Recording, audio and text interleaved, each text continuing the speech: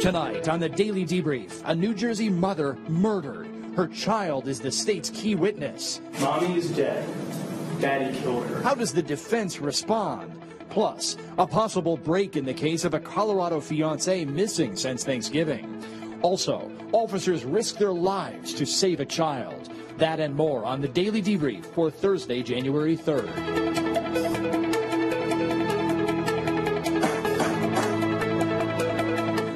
Good evening, everyone. Welcome to the Daily Debrief. Day one of the trial of a man accused of stabbing his estranged wife more than 40 times as their son was said to have watched. This case is coming out of southern New Jersey, where defendant Jeremiah Monell faces a series of charges. They include first-degree murder over the death of victim Tara O'Shea in December 2016. The maximum penalty for Monell is life without parole. Authorities have long said that the couple's child, also named Jeremiah, witnessed the attack. Prosecutors went straight to that fact during today's opening statements. We pick up the story where the prosecutor explains a morning routine, but on the day of the crime, someone was missing. A neighbor that lives a few houses down, Crystal Greer. Around that time, she heard a knock on her door. Standing there at the doorway is little Jeremiah and his sister, still in her footy pajamas. Tara was not with Jeremiah and Sarah. Tara wasn't on her way following behind them up the street. Tara was nowhere to be seen. So she asked Jeremiah, where's your mom? Jeremiah looks at her and says, Mommy is dead. Daddy killed her. Imagine the shock and how stunned she was when she heard those words. She asks him again, this is not something to kid about. Where's your mom? And he gives the same response. From there, prosecutors say neighbors got together and went to the victim's house.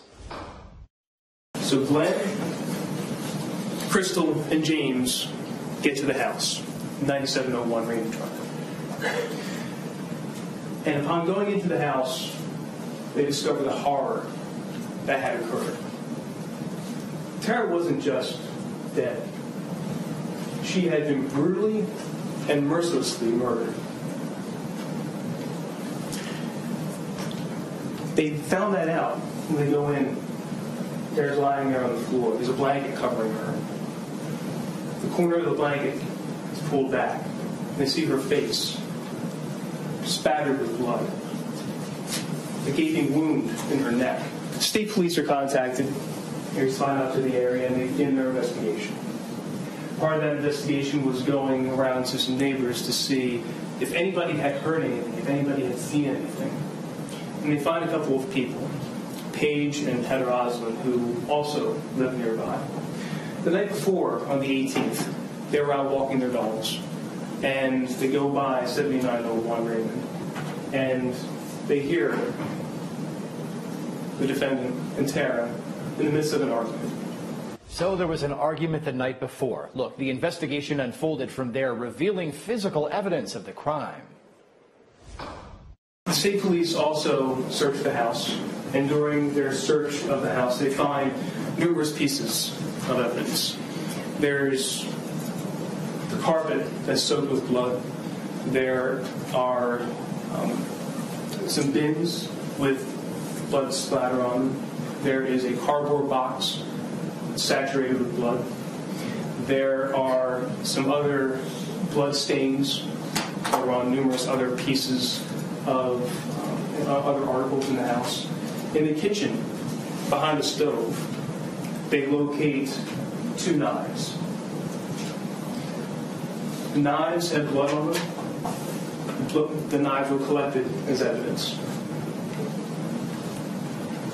They also find a pair of jeans in a small area that's used as a bedroom, right next to the kitchen. Blood on the jeans. Eventually, a detective spoke to little Jeremiah, the child who witnessed the attack. And after a 2-week manhunt, police caught the defendant. During the course of the investigation, a detective speaks with little Jeremiah. And during the course of that interview, little Jeremiah tells the detective what he saw. He saw his father assaulting his mother, choking her. He saw his father stab his mother again and again, over and over. Members of the state police searched for the defendant. But for 2 weeks, they were unable to find him. Not until they received some information that he might be up in Folsom Borough over in Atlantic County. Troopers go out and they look for him in that area. On a trail in the woods, they find the defendant. He's placed under arrest at that time. And that's what brings us here. And I anticipate that the evidence in this case will show that Jeremiah Monell murdered Tara O'Shea.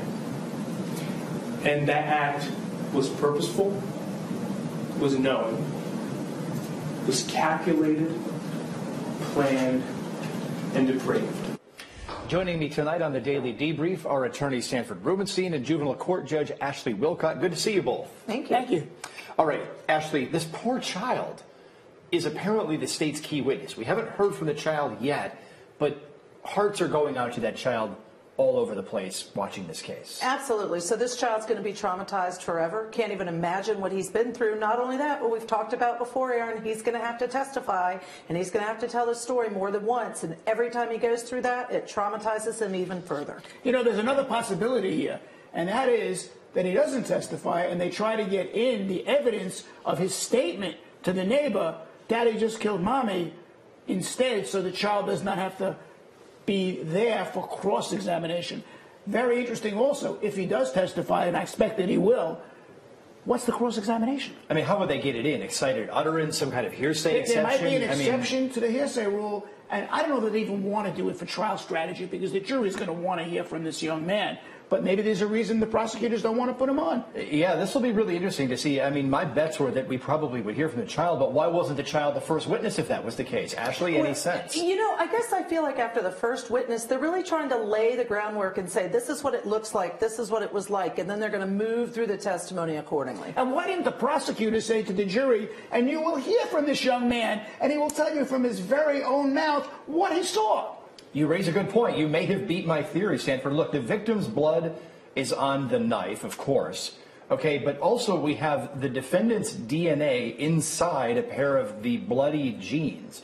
So it would suggest that that puts the defendant together with the victim. We got the victim's blood, we've got the defendant's DNA on these jeans. I mean, how much more do prosecutors here need? And then you put in the statement of the young man without having him testify, if you can get it in, Mommy just killed Daddy. You sort of tie it up in a nice package without having to suffer the cross-examination, not having to have this 12-year-old child suffer the cross-examination. And we don't know what's going to be in the cross-examination. You know, I would be reluctant to cross-examine a child witness like that. Ashley, what do you think? Yeah, you have to be reluctant. There's absolutely no reason unless there's a gaping hole in the testimony, and then you have to be very tender and very specific to a child. No, I agree. But then again, in a case like this where it looks like a slam dunk for the prosecution, does defense want to totally destroy this 12-year-old in a very cagey way? Well, didn't you fight with your father? Didn't you hate your father? Well, what happened on this day with your father? Your parents were living separate from one another, you know, things like that. Did you hate your father because your mother and father weren't together? Who knows what they could use? They could go many different directions there. Okay, one last thing here. My understanding is that the plea deal here was 30 years. Why didn't this guy take it, Ashley? I can't imagine why he didn't take it. I think this prosecution has a very tight case. No idea why he wouldn't take it. Well, I think one reason may be you never know what a jury's going to do. And the downside is life without parole. Well, how old is he? Downside. And what difference is 30 years as opposed to life without parole? Well, he's a pretty young guy. You don't know what goes through his mind. Well, let's look and see what the defense has to say here. The defense gave what some attorneys would call a non-opening opening, which basically asked jurors to hold the state to its burden of proof. The government just got up and painted you a picture of what they believe that witnesses will come and testify to. As each witness comes before you, ask yourself, who are they? What role do they play? Why are they testifying? And more importantly, not what they are saying to you, but what they aren't saying to you. When each person leaves the stand, are you left with concrete answers? Are you left with something that goes you closer to the answer of who killed Tara? Or are you left with more questions? Is your mind left wandering about, hey, that doesn't make sense. That doesn't add up. Yes, they told me this, but what about this? After the last state's witness testifies.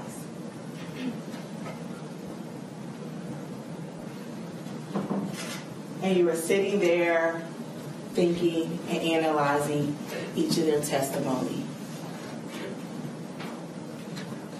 You're going to be left with more questions than answers. All the pieces won't neatly fit in the puzzle and give you the picture that the government just painted for you. The defense offered no other explanation for the victim's death. Of course, the defense doesn't have to, but the defense did make this bizarre analogy. It started by asking jurors to demand answers, not just responses from the witnesses.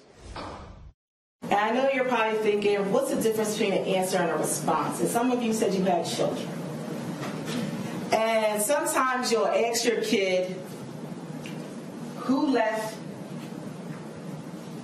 the cereal out? And that child responds to you with a whole lot of things rather than the answer to the question that was presented to them. So was it a response? Or is it just merely, or is it an answer? The first witnesses were police officers in this case. One described having to examine the victim at the crime scene. To my recollection, I did observe bloodstains on the blanket as well. It was in place over top of the body. What did you do in regards to the blanket itself? Removed the blanket to ensure that it wasn't, in fact, a human being underneath the blanket, and then placed it back. Left it in place, I should say, where it was prior to being moved or collected later on.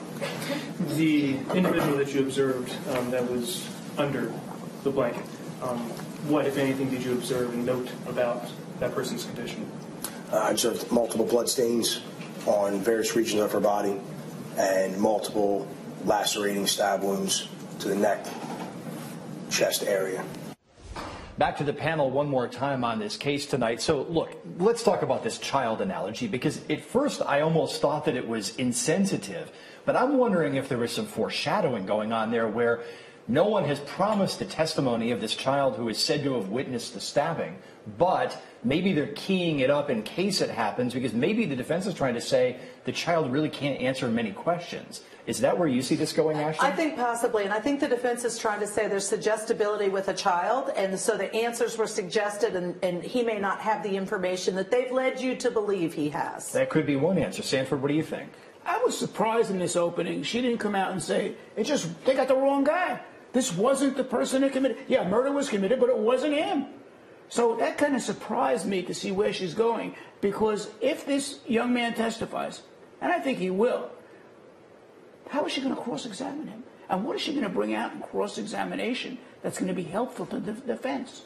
Maybe it'll be some of what you mentioned, Ashley. What do you think, generally speaking, how did the defense do here? Well, I didn't think they did very well, Aaron. I don't feel like I have any better idea of what their defense is going to be in this case, and I think they're going to rely on the prosecution not proving their case, but I think the prosecution can prove this case. This morning, the judge denied the introduction of some scientific evidence here. I didn't get a full sense of the argument, but I think it had to deal with the bloody palm print on one of the knives recovered. So if some of that doesn't come in, that really takes a big chunk out of the prosecution's case. That was a crucial piece of evidence, and the judge let it in. So it's going in.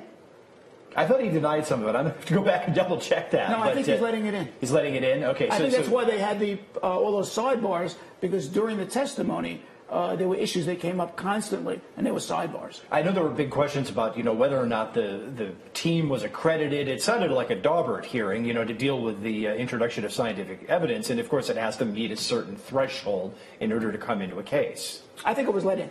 Yeah, that's my understanding as well, Aaron. And I think part of the reason he let it in is the judge said, look, these are processes that are the same nationwide. They were followed. This is coming in. All right, still ahead tonight here on the Daily Debrief. Police appear to be after a new person of interest in the case of a Colorado fiancé missing since Thanksgiving and presumed dead. Also, an Arkansas police officer faces a tense situation as she risks her life trying to help save a child being held captive, and it's all caught on tape. That's after the break on the Debrief.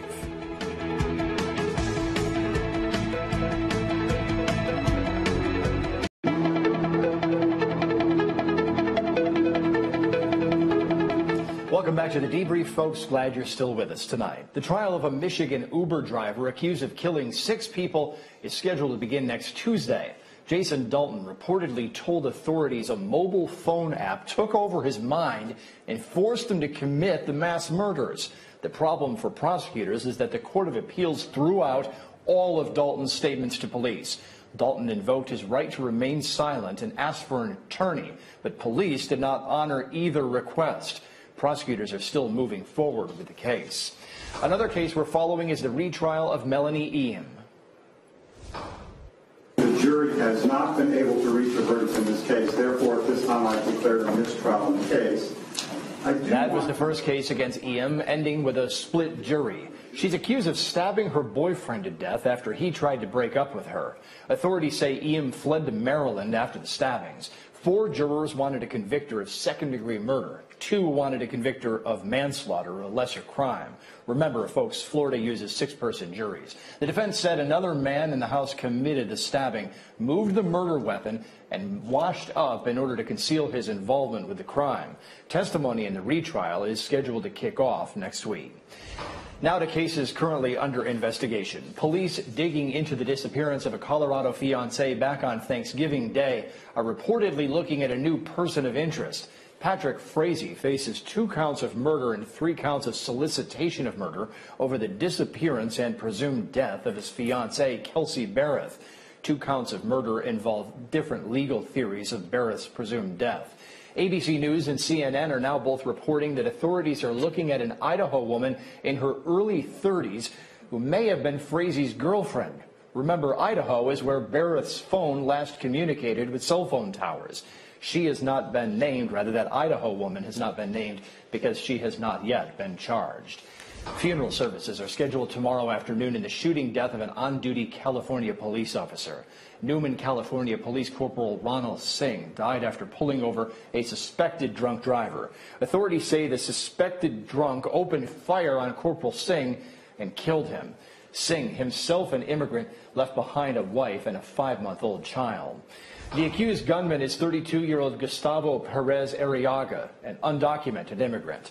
Also under arrest are 4 others who are said to have lied to police about Arriaga's whereabouts. Police think Arriaga was trying to flee back to Mexico, and his accomplices were covering his tracks. For a look now at other incidents making headlines tonight, here is Anthony Velez. Here are today's top crime stories trending on Law&Crime.com and across the country. An inmate in Florida and several corrections officers are in hot water after an investigation revealed the inmate received special treatments from guards in exchange for tax advice. The investigation conducted by the Orange County Corrections Department found that 61-year-old inmate Robert Patchen was given special privileges, such as being allowed to eat Chinese takeout, access to the internet, and sitting in the guard tower in exchange for tax advice, help with student loans, and help with mortgages. The alleged corruption came to light after 2 other inmates wrote letters to the Sentinel complaining about the special treatment. All of the officers implicated in the scheme have resigned or retired from their posts, and it's unclear if Patchen will face charges. A man in Florida is under arrest after he allegedly shot his wife and her parents in front of his young children. 34-year-old William Bryan Stillwell reportedly showed up uninvited to the home of his in-laws, Robert and Naima Snellgrove, with a 9mm pistol and shot them both, as well as his wife, Mona Stillwell, in front of his twin 5-year-old children. Stillwell reportedly told authorities Mona cheated on him with his best friend. All 3 victims suffered non-life-threatening injuries, and Stillwell now faces several felonies, including 3 counts of attempted murder. Hey, watch her in the passenger seat. That's our officer in the passenger seat. Back here. Okay, back here. Move. Put the gun down now. Hey, come over here. Come over. Authorities in Arkansas released daring dashcam footage of an officer risking her life to save a 1-year-old child during a tense, armed standoff with her father. The suspect, 43-year-old Ferris Deloney, reportedly fired a shot at a Walmart parking lot in Little Rock before taking off with his infant child, leading officers on a chase. When Deloney finally pulled over, he reportedly took the child hostage at gunpoint. That's when Officer Brittany Godfrey successfully pleaded for the father to release the child. Sir, can I please just get the baby out the car? Can I get the baby? Deloney now faces charges of kidnapping, aggravated assault, and endangering the welfare of a minor. Those were today's top crime stories. I'm Anthony Velez for the Daily Debrief. Let's talk about that last case quickly here before we sign off for the night. So let me get this straight, folks. We've got an armed standoff. We've got a shootout at a Walmart. This car winds up what looks like an off-ramp or some kind of an intersection, and the baby's being held at gunpoint. The officer says, "Sir, can I reach in and get the child out of the car?" when the kid's being held at gunpoint. I mean, that's putting yourself in pretty close proximity to a trigger here. Thank God for the officer. That's all I have to say. Get the kid first. Do whatever you have to do. I'm so proud of her, and it was the right thing to do, but it put her in danger. And it's good to see police officers doing the right thing. Oftentimes we talk about it when they're not, but here, I mean, this is someone who's not just doing the right thing, but taking an extreme act of bravery here. A hero. A hero. Just like the police officer that testified in the conspiracy trial in Chicago that were waiting for the judge to give a result. A police officer testified against 3 other police officers with regard to falsifying records. Another hero. So we do have police officers who are heroes out there. So, yeah, in that case, we also just found out, thank you for bringing it up, that the verdict against those 3 officers is going to come in the day before sentencing for the other officer that was already convicted. And that's a judge-only trial. Yes. So the judge obviously has postponed twice her verdict, so she must be really looking at that record very carefully. Very carefully. So you're a judge, Ashley. Why do you postpone putting off a sentence like Because that? I'm grappling with it, and I want to make certain that every single fact is considered and put into my decision. And I think that's exactly what the judge is doing here. And when you have different facts and different officers moving in and out of the case at different times, of course, it takes a while to come down. Thanks a lot for joining us, Sanford Rebenstein. Thank you. Ashley Willcott. Thank you, Aaron. All right, that's all the time we have for today on the Debrief. Live trial coverage picks up tomorrow at 9 o'clock here on the Law and Crime Network. I, of course, will see you back here live on the Daily Debrief from 5 o'clock to 5:30 Eastern. Have a good evening, folks. See you tomorrow.